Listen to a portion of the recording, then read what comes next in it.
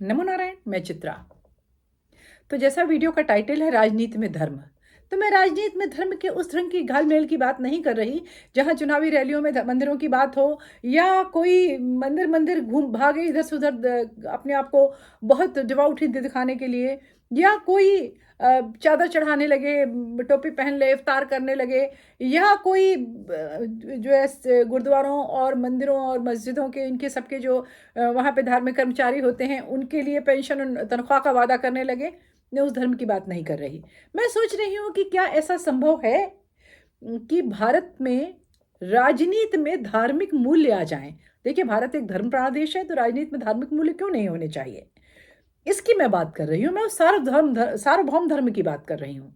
तो अभी एक घटना सामने आई। 39 साल के कुपुस्वामी अन्नामलाई, जो तमिलनाडु बीजेपी के अध्यक्ष हैं, बड़े पढ़े लिखे हैं वो। उन्होंने पहले कोयम्बटूर यूनिवर्सिटी से इंजीनियरिंग करी, फिर आईआईएम लखनऊ से मैनेजमेंट किया, उसके बाद कर्नाटक कैडर के वो आईपीएस बने। 2019 में सब कुछ छोड़ छाड़ कर वो आ गए राजनीति में। उनका ये कहना है कि वो देखते गए, एक एक चीज़ छोड़ते गए, क्योंकि वहाँ उनको ऐसा लगा कि वो शायद समाज की सेवा ठीक से नहीं कर पाएंगे। अब कितनी सेवा करेंगे वो तो देखा जाएगा।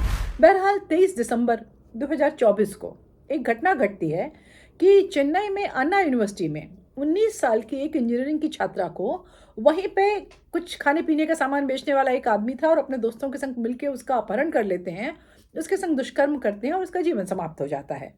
अब पहले तो वहाँ पर चेन्नई पुलिस ने एफआईआर करने से ही मना कर दिया, लेकिन जब उन्होंने बहुत बीजेपी के लोगों ने बहुत शोर मचाया, जिनमें प्रमुख थे अन्नामलाई, किसी तरह से एफआईआर हुई, लेकिन एफआईआर में उस लड़की का नाम उजागर कर दिया जो नहीं होना था। इस अन्नामलाई बहुत एजिटेटेड हुए और उन्होंने पहले तो सार्वजनिक रूप से अपने आप को कोड़े मारे कि मैं उस लड़की को न्याय दिलाने में असमर्थ रहा और ये केस मैं हैंडल नहीं कर पाया। उसके बाद फिर उन्होंने ये कहा कि जब जब तक, अब उसके बाद तो ये जो पॉलिटिकल आप कह सकते हैं कि जब तक मैं इस सरकार को हटा नहीं दूंगा, मैं पैरों में जूते नहीं पहनूंगा। अब लड़की के किसी के सम्मान के लिए देखिए बयान दे देना, फिर इसके बाद कुछ पार्टी वर्कर कैंडल लाइट निकाल दें, ये तो बहुत छोटी मोटी घटनाएं होती रहती हैं। पर उस पे इतना व्यथित होकर और जो भी था उसको दिखाना, खुद को कोड़े मारना एक बड़ी घटना थी।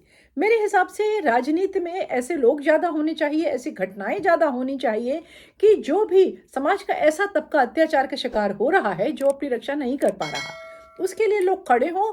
और वो जो उसके लिए खड़ा होना है वो सिर्फ नेमसेक ना हो, सिर्फ दिखाने कहने के लिए ना हो, वास्तव में उस पर कुछ ठोस कर्म हो। अब मैं इस चीज को, राजनीति को धर्म से जोड़ने की क्यों बात कर रही, क्योंकि जो हमारा धर्म है वहां सभी देवी देवता जो मुख्य उन्होंने लड़ाइयां लड़ी वो सारी स्त्री सम्मान के लिए ही थी। चाहे श्री कृष्ण ने महाभारत के युद्ध में बार बार उन्होंने कहा कि सबसे बड़ा पाप कर्ण ने किया, दुर्योधन ने किया, जो कि उसके संग उन्होंने उसका अपमान किया, द्रौपदी का भरी सभा में उसका चीरहरण का प्रयास किया। इसी तरीके से रामचंद्र जी लड़ने को पहुंच गए श्रीलंका तक।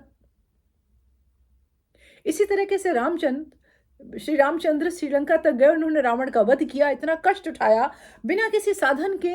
उस समय के सबसे बड़े राजा से लड़ने चले गए सिर्फ इसलिए कि उसने एक स्त्री का अपहरण किया था और स्त्री का अपमान किया था।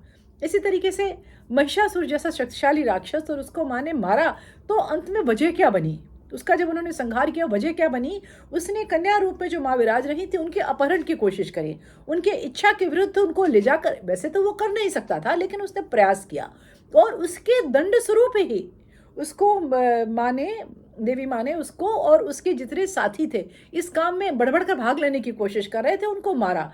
तो एक ऐसे देश में जहाँ पे स्त्री के सम्मान के लिए ही बहुत कुछ होता है, वहां पर अगर एक कोई राजनीति के आगे बढ़कर ऐसा काम करता है, एक इस लड़की के सम्मान के लिए वो इतना एक्सट्रीम स्टेप उठाता है, तो मुझे लगता है कहीं आशा की किरण आई। और मुझे एक और चीज लगती है कि अगर और ज्यादा पढ़े लिखे लोग पॉलिटिक्स में आए तो शायद चीजें कुछ सुधरें। खैर, आगे देखना है कि राजनीति में धर्म का जो घालमेल मैं देख रही हूँ, जो मैं देख रही हूँ पुट, सफल होता है नहीं, या मेरी आशा आशा ही रह जाती है। आज के वीडियो में बस इतना ही, आगे फिर कभी। नमस्कार।